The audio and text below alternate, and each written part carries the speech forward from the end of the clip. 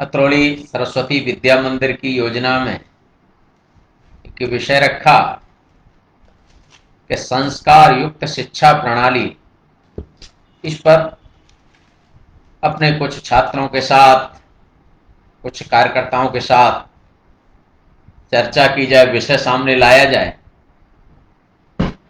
तो विषय हम सबके ध्यान में रहे, इस दृष्टि से कुछ बातें मैं सभी के सामने रखने का प्रयास करता हूं कि संस्कार युक्त शिक्षा क्या है। संस्कार नहीं होते हैं तो क्या है? अगर ये विषय आ गया कि संस्कार युक्त शिक्षा प्रणाली, इसका मतलब कहीं असंस्कार की भी शिक्षा प्रणाली है क्या? तो ध्यान में आता है, कई बार लोग चर्चा करते हैं कि आज लॉर्ड मैकाले की शिक्षा पद्धति चल रही है,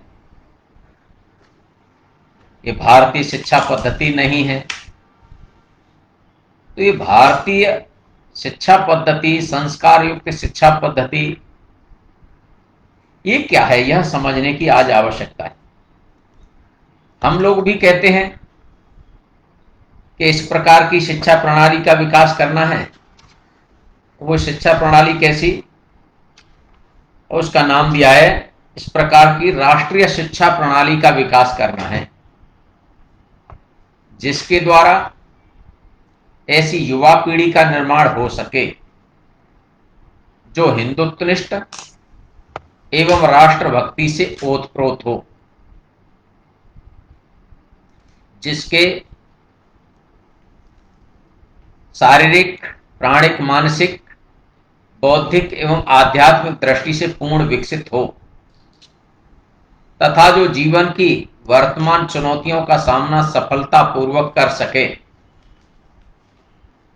अब इस प्रकार की जो हमने बात कही है कि राष्ट्रीय शिक्षा प्रणाली का विकास करना है, माने वह राष्ट्रीय शिक्षा प्रणाली कैसी हो? तो विषय आता है, वह राष्ट्रीय शिक्षा प्रणाली संस्कार युक्त हो। संस्कार विहीन नहीं, संस्कार युक्त हो। तो संस्कारों की बहुत आवश्यकता दिखाई देती है समाज के अंदर। इस संस्कार युक्त शिक्षा प्रणाली ठीक कैसे रहे? तो कई बार विषय आता है कि हम जिस शिक्षा प्रणाली की बात कर रहे हैं, जिस संस्कारों की बात कर रहे हैं, वह संस्कार पठन पाठन के अंदर हम बालकों के सामने, हम उन होनहार भैया बहनों के सामने क्या दे रहे हैं, उनके सामने हम क्या परोस रहे हैं, वो उसको लेकर के समाज के बीच में आगे जाएंगे तो क्या करेंगे। तो जो आगे आने वाली पीढ़ी है, जो आगे आने वाला हमारा भविष्य है, उसके सामने संस्कार युक्त शिक्षा जानी चाहिए। तो फिर इससे संबंधित दो बातें ध्यान में आती हैं। एक विषय है कि किसी भी पाठ को हम पढ़ाते हैं, उस पाठ को पढ़ाते समय यह ध्यान में आता है, उसके दो संस्कार रहते हैं। और उस पाठ के अंदर दो संस्कार हैं। पहला संस्कार है ज्ञानात्मक और दूसरा संस्कार है भावात्मक। अब ये ज्ञानात्मक और भावात्मक हर पाठ के अंदर, हर अध्याय के अंदर ये अंतर्निहित रहते हैं। इसीलिए जो पाठ्य सामग्री भैया बहनों के सामने आई है, वो कैसी पाठ्य सामग्री आई है? उसमें से भैया बहनों को शिक्षक के द्वारा क्या उनके सामने लाया जा रहा है? ज्ञानात्मक विषय आ रहा है कि नहीं? भावात्मक विषय आ रहा है कि नहीं? यदि हमने पढ़ा भी दिया, किसी भी अध्याय को, किसी भी पाठ को हमने पढ़ा भी दिया, तो उस पढ़ाने से उस बालक के अंदर वह संस्कार जाएंगे क्या जो हम चाहते हैं? तो इसीलिए उस पाठ के अंदर क्या छुपा हुआ है। इसीलिए आज कई बार कहते हैं कि भिन्न भिन्न प्रकार की पाठ्य पुस्तकों के अंदर इस प्रकार के विषय जुड़ गए जो संस्कार ओतप्रोत नहीं करते, उनसे बालक के अंदर संस्कार नहीं जाते। उस बालक के अंदर और बहुत सारी बातें जा सकती हैं, लेकिन संस्कार वाला विषय नहीं जाता। अर्थात उसके अंदर कोई भाव नहीं छुपा हुआ, उसके अंदर कोई विषय सामग्री इस तरह की नहीं है जिसके कारण से बालक के अंदर ज्ञान का सृजन हो, ज्ञान का प्रभाव पड़े, या उसके अंदर ऐसी सामग्री नहीं है जिसके द्वारा बालक के अंदर भावनात्मक जुड़ाव हो। तो इसीलिए ज्ञानात्मक और भावात्मक यह विषय सामने आ जाए।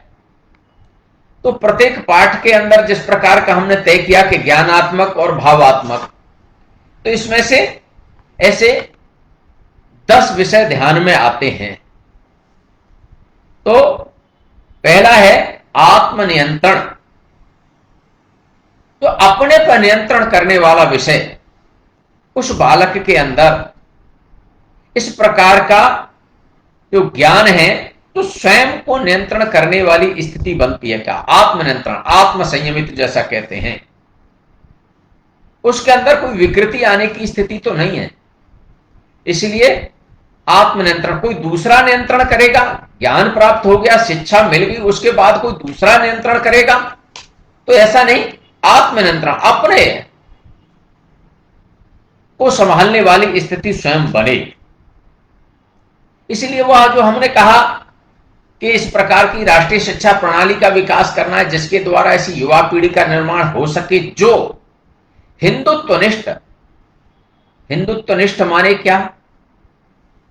जो कहा है कि हिंदुत्व एक जीवन जीने की शैली है, माने जीवन जीना है तो इस आधार पर जीना है, ये नियम बनाए हैं, इन नियमों के अनुसार जीना है, तो फिर हिंदुत्वनिष्ठ जीवन शैली कहलाएगी।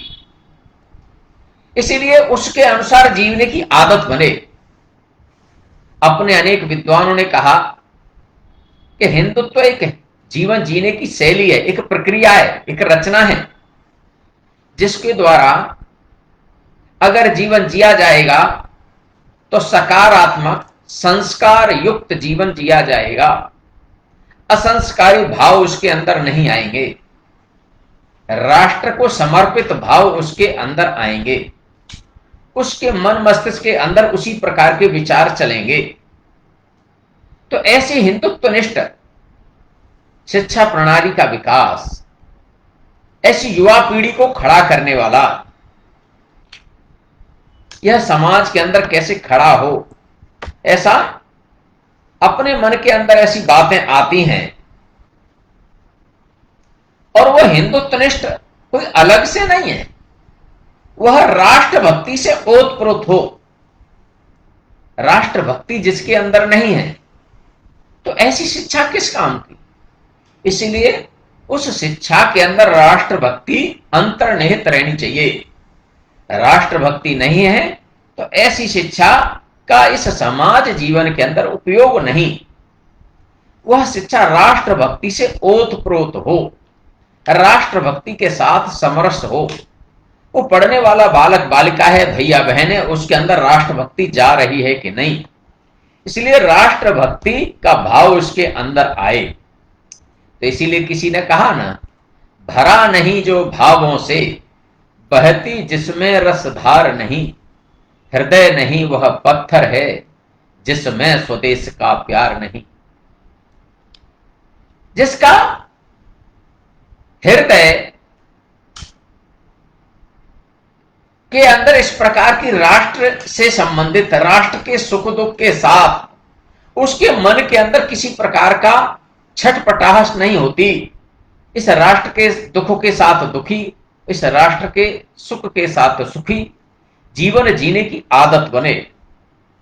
इसलिए जिसके अंदर राष्ट्रभक्ति की भावना नहीं है, राष्ट्रभक्ति उसके अंदर नहीं है, उसकी भावना में राष्ट्रभक्ति नहीं है, और जिसके अंदर ऐसा नहीं है तो वो पत्थर के समान है, वो हृदय पत्थर है, जिसको इस देश के साथ सुख दुख में समान, उस सुख दुख में उसके साथ रहने वाला ऐसा अगर विचार नहीं है तो ऐसा पत्थर है, पाषाण है।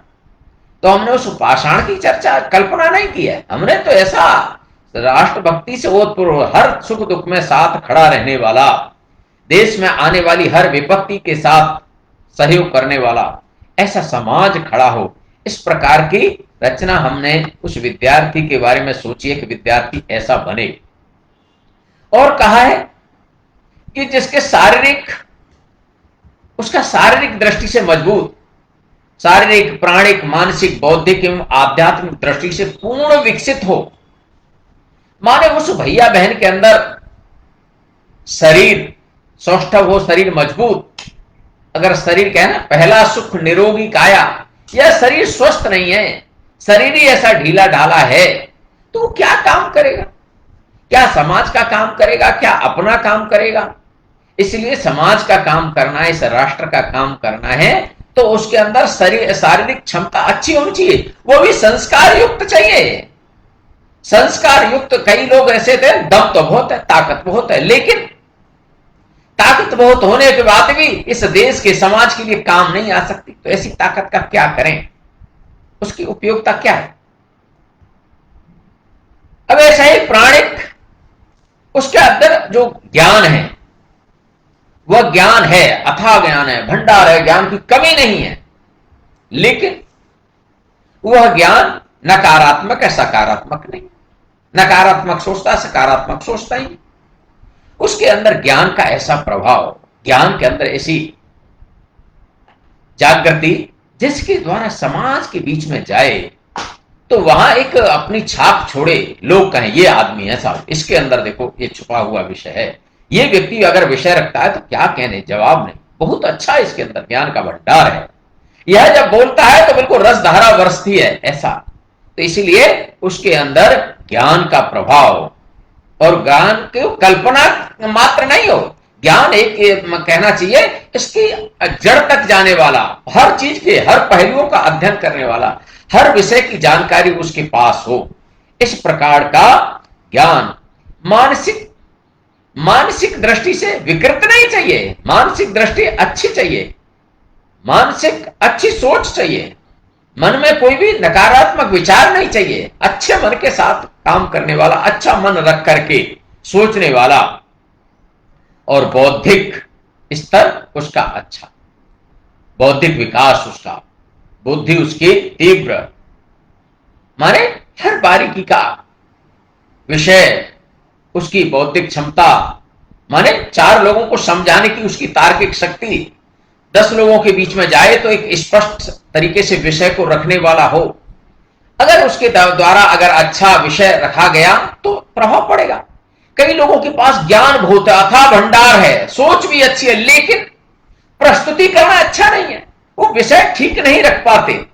अब जब विषय ठीक नहीं रख पाते तो क्या भला करेंगे? इसलिए हमने कहा कि ये शारीरिक दृष्टि से, तो इस प्रकार का हमने एक विषय ध्यान में लिया कि शारीरिक शिक्षा, बालक के अंदर शारीरिक विकास के लिए शारीरिक शिक्षा में उसको शरीर को मजबूत करते हुए, और शरीर के प्रत्येक, चूंकि हमने कहा है बच्चे का सर्वांगीण विकास करना है, और सर्वांगीण विकास करना है तो 5 आधारभूत विषय लिए हैं। उन 5 आधारभूत विषयों में पहला विषय है शारीरिक शिक्षा। तो इसलिए शारीरिक शिक्षा अच्छी हो, और शारीरिक शिक्षा की दृष्टि से हमने उसको अलग अलग प्रकार की स्थितियां उसके सामने रखी हैं। एक तो पहला सुख निरोगी काया, तो निरोगी शरीर रहे, इसके लिए शरीर से कुछ व्यायाम, माने शारीरिक करना, शारीरिक क्षमता बढ़े, कभी भी विषम परिस्थिति आ जाए तो शरीर मजबूत है तो उसके आधार पर काम कर सके। इसलिए शारीरिक शिक्षा, और शारीरिक शिक्षा का साथ हमने जोड़ा है अन्न के साथ। कहा है जैसा खाओ अन्न और वैसा बने मन, तो शरीर कैसा अन्न हम खा रहे हैं तो शरीर कैसा बनने वाला है, गलत अन्न खाएंगे तो शरीर भी वैसा ही बनेगा। इसलिए अच्छा शरीर रखने के लिए, अच्छा शरीर कोई काला गोरे का मतलब नहीं है, अच्छा शरीर माने मजबूत शरीर, ताकतवर, क्षमता वाला, जरूरत पड़े तो वहां उस शरीर का उपयोग कर सके। अन्यथा कई बार शारीरिक क्षमता कमजोर है और ढीला है तो फिर शारीरिक क्षमता नहीं तो काम नहीं कर सकता। इसलिए पहला हमने कहा शारीरिक शिक्षा, और दूसरा हमने कहा शारीरिक है ऐसा, इसलिए अन्नमय कोश शारीरिक शिक्षा के साथ जोड़ा है। शारीरिक, मानसिक। अब शारीरिक, तो शरीर को स्वस्थ रखना है तो शारीरिक करना, और फिर प्राणिक हमने एक उसका योग, प्राणायाम, श्वसन क्रिया, उसको ठीक रखने का अभ्यास। कहते हैं आज चारों तरफ चर्चा हो रही है श्वसन क्रिया ठीक की जाए, माने योग प्राणायाम किया जाए। इसलिए योग के द्वारा, प्राणायाम के द्वारा शरीर को ठीक रखना, इसलिए शरीर को साधने का काम, एक केंद्रित रखने का काम, अपने आत्माओं को कहना चाहिए जैसे अवलोकन करने का काम, जिसका योग पर पकड़ है, योग अच्छा है, श्वसन क्रिया अच्छी है, अपना श्वास को साधने की उसकी प्रक्रिया ठीक है, तो धीरे धीरे योग उसके साथ जुड़ जाएगा और उसका अच्छा एक विकास होगा। तो भैया बहन का एक शारीरिक शिक्षा और एक योग प्राणायाम, श्वास प्राणायाम करने का उसका अच्छा अभ्यास रहे, योग करने का अच्छा अभ्यास रहे। तो उसके साथ हमने एक तीसरा विषय जोड़ा है मानसिक, और मन को ठीक रखना। मन कब ठीक होता है? तो मन ठीक होता है संगीत के साथ। तो संगीतमय शिक्षा हो, तो संगीत ठीक रखने के लिए, मन को ठीक रखने के लिए संगीत, तो बालक के अंदर संगीत का भी विकास हो।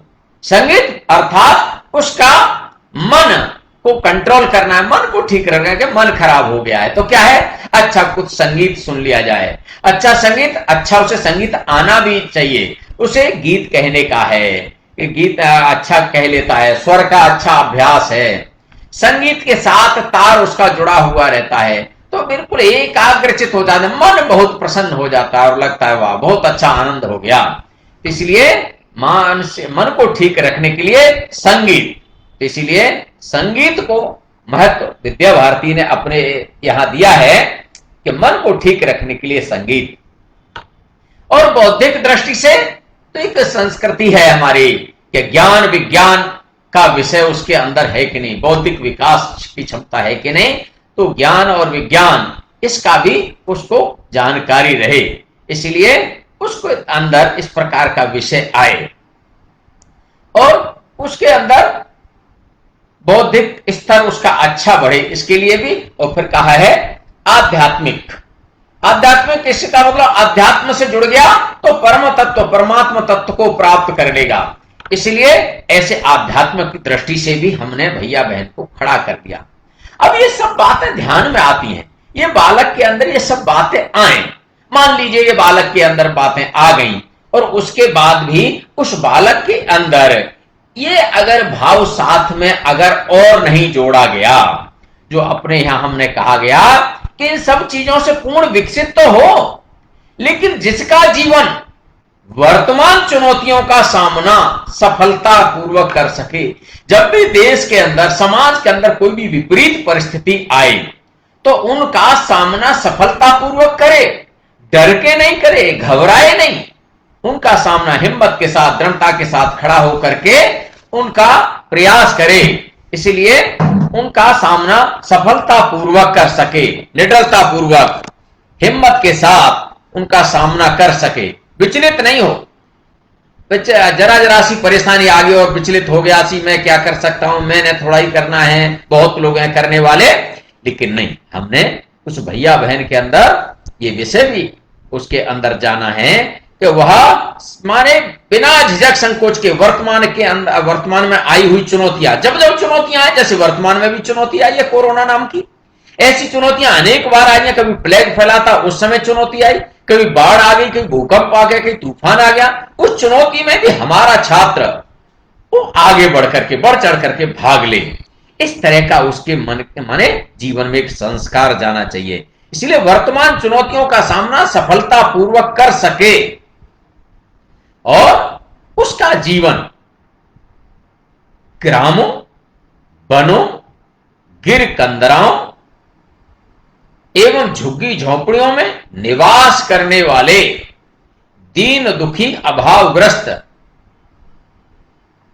बांधवों का सामाजिक कुरीतियों एवं शोषण एवं अन्याय से मुक्त कराकर एक राष्ट्र जीवन के दृष्टि से सुसंपन्न और सुसंकृत बनाने के लिए समर्पित हो। कौन समर्पित हो? वह बालक जिसके अंदर हम संस्कार ले जाना चाहते हैं, इसलिए वह बालक के अंदर संस्कार जाएंगे तो जीवन में आने वाली चुनौतियों के साथ साथ जो जंगलों में रहने वाले, गांव में रहने वाले, झुग्गी झोपड़ियों में रहने वाला जो समाज है, उस समाज के लिए इसकी करने की क्षमता बढ़े, उसके लिए कुछ बढ़े। ऐसा हमने विद्या भारती के अंदर कुछ चीजें सोची हैं। उसके अंदर इस प्रकार के संस्कार आ गए तो इस प्रकार की परिस्थितियां जो भी आएंगी उनमें हिम्मत के साथ खड़ा रह सकता है। लेकिन अपने देश के अंदर संस्कार युक्त शिक्षा रहने के कारण से हमने आज ये चर्चा अपने बीच में रखी है कि इस प्रकार का हमारा छात्र बने, उसके अंदर इस प्रकार के संस्कार आए कि हर आने वाली चुनौती में वह खड़ा रह सके। तो गांवों के अंदर, गांव में भी और शहरों के अंदर भी, गिर कंदराओं में जो रहने वाले ऐसे अभावग्रस्त अपने बांधव हैं जो हमारे हैं, अपनापन का जिनके साथ संबंध बना के रखने वाला व्यक्ति खड़ा हो। नहीं तो आज देखेंगे गांव के हैं, ये शहर के हैं, ये आदिवासी हैं, गिरवासी हैं, वनवासी हैं, ये ऐसे हैं। ऐसा समाज में भेदभाव जैसा रहता है, ऐसा उसके अंदर कोई भेदभाव न आए। नहीं, मेरा समाज है, मुझे समाज के लिए खड़ा होना है। इस समाज के अंदर हर प्रकार की जो चुनौती आएगी उसके साथ मैं खड़ा हूं। इस समाज के सुख दुख के साथ मैं हमेशा समरस होने के लिए तैयार हूं। इस प्रकार की भावना विद्या भारती भी अपने भैया बहनों के अंदर भरती है। लेकिन संस्कार युक्त शिक्षा के कारण से आज नहीं तो अनादि काल से हमारे यहां अनेकों लोगों ने, संतों ने, विद्वानों ने, महात्माओं ने प्रारंभ के काल में देखेंगे तो गुरुकुल परंपरा खड़ी की थी। तो उस गुरुकुल परंपरा के अंतर्गत भी अपने को ध्यान में आता है कि गुरुकुल परंपरा में भी समाज के अंदर शिक्षा किस प्रकार की, वह शिक्षा कोई गरीब अमीर के अंदर भेद करने वाले नहीं, सभी को साथ जोड़ने वाली। और गुरुकुल के अंदर सभी प्रकार के लोग रहते थे। उस गुरुकुल के अंदर सभी को भिक्षाटन करने का रहता था। राजा का बेटा वो भी भिक्षा मांगने जाएगा, गरीब का बच्चा वो भी भिक्षा मांगने जाएगा, क्योंकि उस गुरुकुल के अंदर परंपरा थी भिक्षाटन करके लाना और उसको चलाना। क्यों? समाज आधारित विद्यालय थे, समाज के द्वारा ही विद्यालय खड़े किए गए। शिक्षा समाज के लिए, समाज के द्वारा विद्यालय चले, इस प्रकार की परंपरा शुरू से रही है। इसलिए तो शिक्षा के अंदर कोई भेदभाव नहीं। बड़े घर का बालक है वो भी भिक्षा मांगने जाएगा और छोटे घर का भी है बालक वो भी भिक्षा मांगने जाएगा और गुरुकुल के अंदर एक साथ रहेंगे। तो इस प्रकार का विषय लेकर के पुरानी पद्धति रही और इस प्रकार की संस्कार युक्त शिक्षा खड़ी की। कहीं आप देखेंगे नाम ध्यान में आता है चाणक्य का। तो चाणक्य ने भी चंद्रगुप्त को खड़ा कर लिया और चाणक्य के समय में भी क्या पूरे देश के अंदर इस प्रकार का भाव, राष्ट्रभक्ति उस शिक्षा के अंदर जगे। उस समय का एक गीत बड़ा प्रचलित रहा, हम करें राष्ट्र आराधन, हम करें राष्ट्र आराधन, तन से, मन से, धन से, तन मन धन जीवन से। अब इस प्रकार का भाव किसके अंदर पैदा करना? उन छात्र छात्राओं के अंदर इस प्रकार का भाव जाएगा, इस प्रकार का संस्कार जाएगा कि मुझे अपने राष्ट्र के लिए समर्पित होना है, राष्ट्र के लिए काम करना है, ये राष्ट्र मेरा है, इसके लिए मुझे करना है। इस प्रकार का अपने पुराने गुरुकुलों के अंदर भी इस प्रकार की शिक्षा पद्धति रही थी। अब इस प्रकार की शिक्षा पद्धति तो कहीं नालंदा का ध्यान आता है, कहीं तक्षशिला का ध्यान आता है, वहां भी इसी प्रकार की पढ़ाई की व्यवस्था की। कई पंडित मदन मोहन मालवीय जी ने भी इस प्रकार के विषय को लेकर के और काशी विश्वविद्यालय जो अपना हिंदू विश्वविद्यालय के नाम से प्रसिद्ध रहा उसकी स्थापना की। उद्देश्य क्या था इसके पीछे? उद्देश्य एक ही, समाज आधारित व्यवस्थाएं खड़ी हों और समाज के बीच में जाकर के प्रत्येक को काम करने की आदत बने। ये संपूर्ण समाज मेरा है, इसके लिए खड़े हों। इस प्रकार के संस्कार युक्त शिक्षा रहती है तो कैसा रहता है? आपको एक विषय ध्यान में आएगा, हाँ है तो जरा दूसरे लोगों का, लेकिन कैसा संस्कार युक्त शिक्षा रहती है तो उसका प्रभाव कैसा रहता है?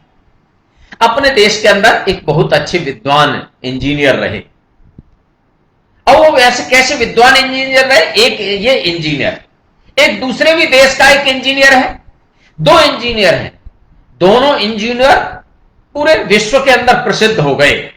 एक इंजीनियर बहुत गरीबी में पला और गरीबी में पलते हुए वह धीरे धीरे पढ़ करके आया, समाज जीवन का अनुभव किया, कष्ट कठिनाइयां उसने झेली और धीरे धीरे पढ़ लिख करके एक बड़ा आदमी बना। और बड़ा आदमी कैसा बन गया? कि वह सृजनकर्ता बन गया। लेकिन दूसरा भी एक इंजीनियर बना, लेकिन वो कैसा बना? वो विध्वंसक करता बना। अभी दोनों इंजीनियर हैं, ध्यान दीजिए। एक इंजीनियर है ओसामा बिन लादेन, वह इंजीनियर है, शैक्षिक योग्यता में कोई कमी नहीं है, लेकिन वो विध्वंसक करता है अमेरिका के अंदर, इस प्रकार की तबाही मचा देता है, इस प्रकार का विस्फोट करता है। ये इंजीनियर है, लेकिन संस्कार विहीन है।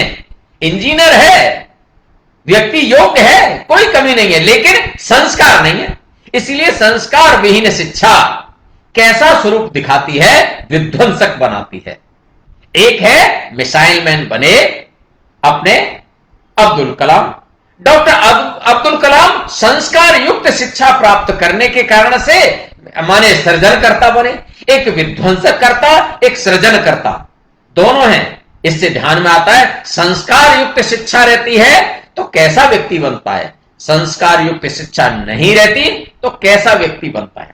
तो संस्कार युक्त शिक्षा पद्धति के कारण कैसा व्यक्ति खड़ा होता है, संस्कार विहीन शिक्षा रहती है तो कैसा व्यक्ति खड़ा होता है। इसलिए संस्कार युक्त शिक्षा हो, उसके लिए संस्कार युक्त शिक्षा प्रणाली हमको चलानी पड़ेगी, बनानी पड़ेगी। आज नई शिक्षा नीति की बातें करते हैं, इसका मतलब पुरानी शिक्षा नीति में कई दोष हैं। पुरानी शिक्षा नीति आज भी लॉर्ड मैकाले की जो पद्धति है उस पर पढ़ाने की योजना बन गई। अभी दुर्भाग्य है कि हमारे देश के अंदर अपने इतने क्रांतिकारी वीर रहे, अपना देश आजाद हुआ, उसके बाद का इतिहास, क्रांतिकारी जिस समय आंदोलन कर रहे थे, संघर्ष कर रहे थे, उस समय का इतिहास और गुलामी से पूर्व का इतिहास हमारे बीच में आज नहीं है। क्योंकि ये लॉर्ड मैकाले वाली जो शिक्षा पद्धति आ गई, इसने हमारे जो पाठ्यक्रमों के अंदर, उन पाठ्य सामग्री के अंदर जो चीजें हमको दिए जानी चाहिए थी वो नहीं दी। क्योंकि उस पद्धति के अंदर, उस शिक्षा प्रणाली के अंदर जो माने अब उसकी लॉर्ड मैकाले की शिक्षा पद्धति है, उसमें तो हमको गा से गाय न पढ़ा करके गा से गमला कर दिया, और गा से गमला न करके आगे गा से गधा हमको पढ़ाना शुरू कर दिया। तो हमारे बालक के अंदर गा से गधा बनने वाली स्थिति उसकी समझ में आ गई। गा से गाय अगर पढ़ाते तो गाय के 4 विचार उसके दिमाग में आ सकते थे। इसलिए यह कैसी शिक्षा पद्धति, किसको स्वीकार करना, किसको स्वीकार नहीं करना, जो हमारे देश के हित को ध्यान में रख करके शिक्षा पद्धति बनी, उसको महत्व मिलने की आवश्यकता है। आज ये आवश्यकता है कि अपने देश के अंदर शिक्षा में, पाठ्य पुस्तकों में क्या पढ़ाया जाना चाहिए, क्या भैया बहनों के सामने आना चाहिए, कौन से विषय के द्वारा हमारी दिशा ठीक रह सकती है। हम देखेंगे बहुत सारी शिक्षा व्यवहार के कारण बालक सीखता है। हमारे यहां तो एक कभी परीक्षा हुआ करती थी, सलाखा परीक्षा, कभी व्यवहार की परीक्षा होती थी, व्यवहार के कारण से आदमी सीखता था। आज पुस्तकी ज्ञान शुरू हो गया और पुस्तकी ज्ञान में अर्थ वाली शिक्षा हो गई, संस्कार युक्त शिक्षा किनारे हो गई, अर्थ प्रधानता इस शिक्षा के अंदर जुड़ गई। तो हर एक व्यक्ति को लगता है मुझे तो पैसा कमाना है, पैसा कमाना है, ये किन प्रकार में पैसा कमाना है, कैसे भी मुझे पैसा कमाना और पैसा कमा करके मुझे बड़ा बनना है।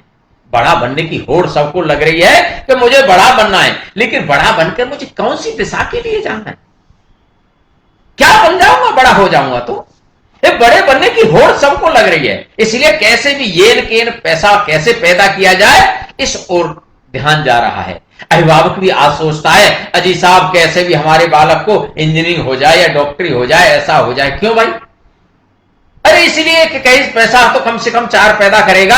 अरे 4 पैसे की सोच रहे हो, इस बालक के अंदर 4 संस्कार आए, या क्यों नहीं सोचते हो?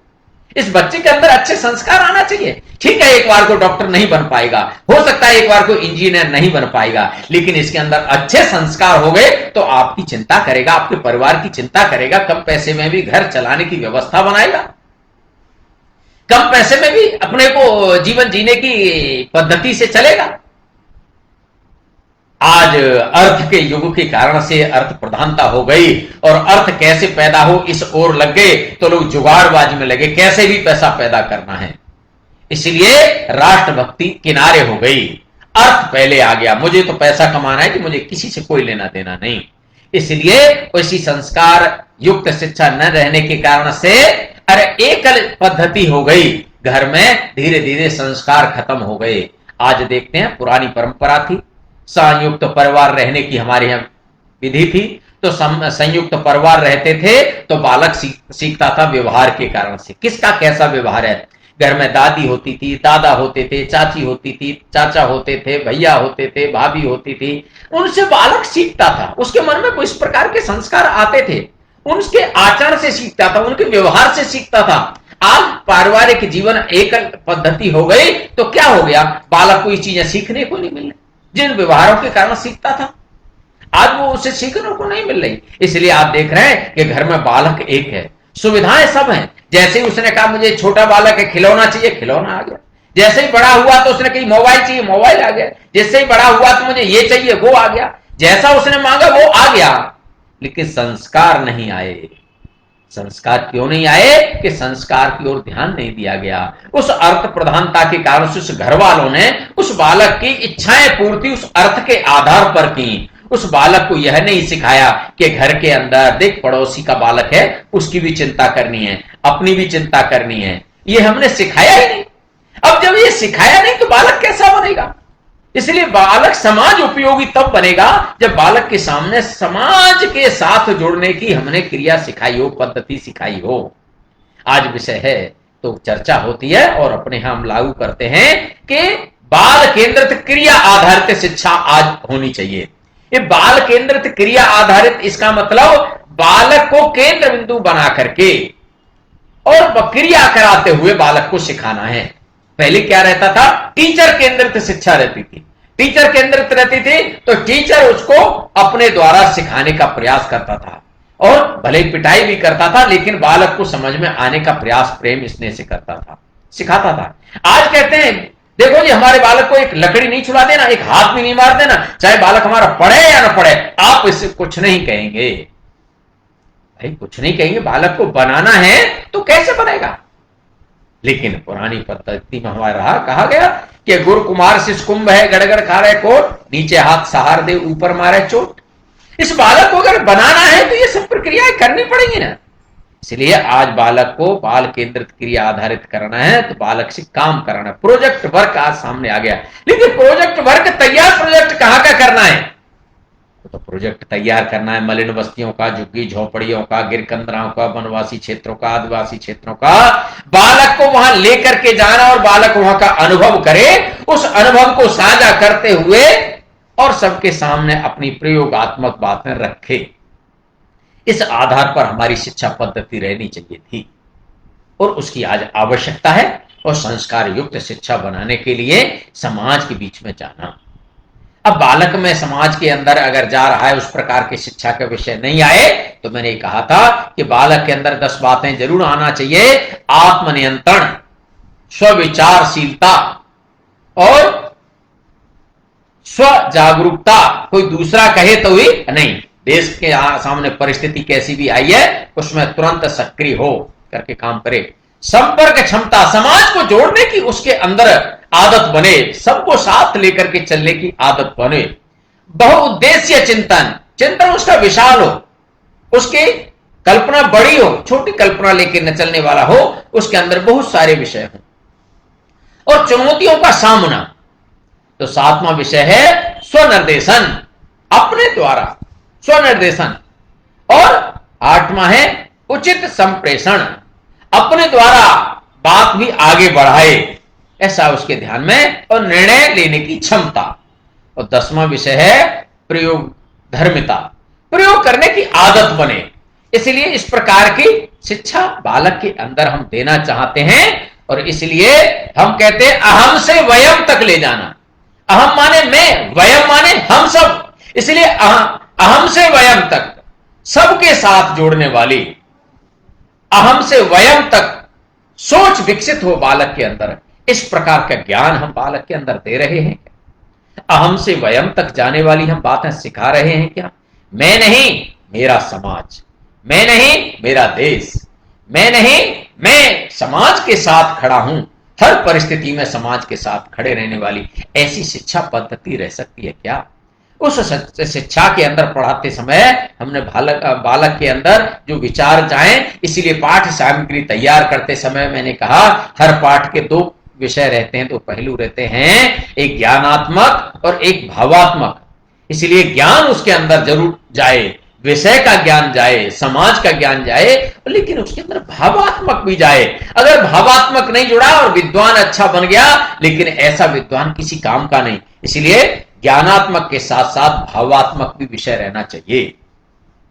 इसलिए कई बार क्या है कि आज बहुत लोग पढ़ लिख करके कहां जा रहे हैं, विदेश जा रहे हैं, बड़ी चर्चा होती है, वो किसका लड़का कहा है विदेश में गया है, क्या कर रहा है साहब, वहां इतना उसको पैकेज मिलता है। इस पैकेज की होड़ में लग गए, समाज छूट गया, परिवार छूट गया, अपने घर खानदान के लोग छूट गए, गांव छूट गया, पैसे की होड़ में आगे चले गए, बड़े बन गए, क्या है बड़े डॉक्टर हैं, बड़े इंजीनियर, क्या है अमेरिका में है साहब, बहुत अच्छा है, विदेश में है, कोई दिक्कत नहीं, जरूर जाना चाहिए विदेश में, अच्छा संस्कार लेकर के जाना चाहिए। इसलिए एक माने कवि ने कहा, बड़े हुए तो क्या हुए जैसा पेड़ खजूर, पक्षिण को छाया नहीं फल लागे अति दूर। ऐसे बड़े होने का क्या लाभ है, ऐसे बड़े होकर के क्या, ऐसे बड़े हुए जिस पर यह खजूर का पौधा है, इतना बड़ा हो गया, जैसे पेड़ खजूर इतने बड़े हो गए, और पक्षी को छाया नहीं, न तो माने पक्षी बैठ सकता है, न छाया मिल सकती है। अब ऐसे व्यक्ति बड़े बनने का क्या लाभ है? कितने कितने बड़े लोग बन गए और बनने के बाद देश समाज संस्कृति से दूर हो गए, तो ऐसे लोग बड़े होने का कोई लाभ नहीं। इसलिए बड़े हो गए तो बड़े समाज के लिए हुए, समाज मेरी चिंता का विषय, समाज के लिए मुझे करना है। इसलिए आज जो शिक्षा का विषय है वो संस्कार युक्त शिक्षा रहती है तो समाज ध्यान में आता है, संस्कार युक्त शिक्षा रहती है तो देश ध्यान में आता है।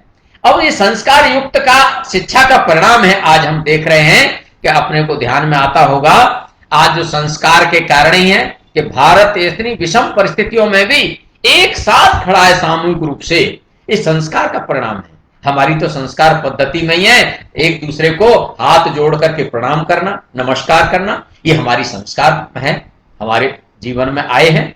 एक वो पाश्चात्य संस्कार है, वो संस्कार कैसे है, तो एक दूसरे का चुम्बन लेने, एक दूसरे से गले मिलने, पद्धति के अंदर शुरू से ये परंपरा रही है। हमने तो एक दूसरे को वंदन किया, हाथ जोड़ के प्रणाम किया है। हाँ, समर्पण है, सबके लिए एक तरह से झुकने का भाव है, सबको सम्मान देने का भाव मन के अंदर है, लेकिन ये विकृतियां नहीं है, ये विकृतियां पाश्चात्य शिक्षा पद्धति के अंदर आई और उसके कारण ही आज समाज टूटने लग गया। संस्कार युक्त शिक्षा रहेगी, अपने बालकों के अंदर संस्कार कैसे अच्छे आए, वह बोल चाल में बोलते बोलते सीखना, करते करते सीखना, ये हमारे यहां रहा है। अपने गांव के अंदर देखते हैं कौन सी शिक्षा कहां से सीखी, कैसे सीखी। गांव की अनपढ़ बुझ माने गांव की अनपढ़ बेचारी बूढ़ी महिला छोटे से बालक को भी शाम के समय अगर घर आंगन में तुलसी का पौधा लगा है और छोटा बालक खेलते हुए इस पौधे को छूता है तो दादी माँ कहती बेटा इस पौधे को छूना नहीं, क्यों, ये पौधा शाम का समय हो गया, अभी पौधा सो रहा है।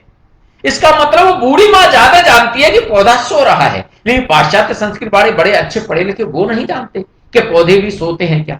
ये हमारी अंदर, हमारे देश के अंदर ये पुरानी परंपरा से आया, व्यवहार के कारण ये शिक्षा आई, एक के बाद एक को ट्रांसफर होती गई, बिना बोले होती गई, क्योंकि व्यवहार के अंदर आ गई, अपने जीवन में बच गई, जीवन शैली में आ गई कि यह इस प्रकार से इसको मानना है। और उसी समय भी माना गया इन वनस्पतियों में जीवन है, इसलिए इन वनस्पति को व्यक्ति के जीवन के साथ जैसा व्यवहार करते हैं पुरुष के साथ, मनुष्य के साथ, वैसा ही व्यवहार इस वनस्पति के साथ भी करना चाहिए। अगर वनस्पति के साथ अत्याचार करेंगे तो इस समय जैसा अत्याचार पूरे माने विश्व के अंदर दिखाई दे रहा है, वायुमंडल पर हमारे इस कोरोना महामारी का, हमने ही तो प्रकृति को नष्ट भ्रष्ट किया, हमने ही तो प्रकृति का दोहन किया, हमने ही प्रकृति का सदुपयोग नहीं किया।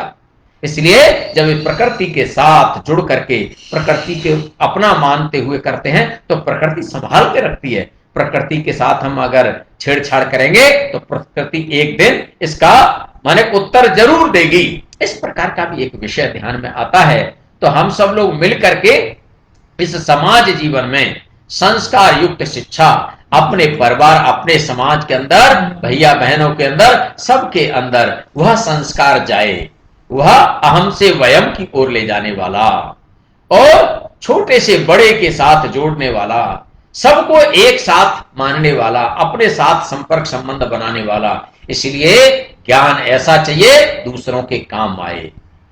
इसलिए शारीरिक क्षमता ऐसी चाहिए जो समाज के काम आए और अपनी बौद्धिक क्षमता ऐसी चाहिए जो चार लोगों को उसके द्वारा हम जोड़ सकें। ऐसे अनेकों सारे विषय बिंदुओं को आपके सामने ऐसा रखा जा सकता है, लेकिन कुछ विषय मैंने आपके सामने दिए हैं कि इस प्रकार की इस समय शिक्षा प्रणाली की आवश्यकता है। जो संस्कार युक्त शिक्षा प्रणाली है उसके द्वारा ऐसी युवा पीढ़ी का खड़ा करना और वह फिर समाज के हर पहलुओं को छूने वाली बने, और वो छूने वाली बनी, उसी का परिणाम है इस हिंदू समाज के अंदर, इस देश के अंदर, भारत के अंदर इतनी महामारी आने के बाद भी कहीं भी कोई भूखा न रहे, इसके लिए जगह जगह पर लोगों ने अपने हृदय खोल करके उनकी भोजन की व्यवस्था, उनकी खाने की व्यवस्था इस प्रकार की है, ऐसी योजना बनाई है। तो मुझे लगता है इसका लाभ मिलता रहता है। ठीक है, यह विषय यहीं समाप्त करता हूं। सभी को नमस्कार।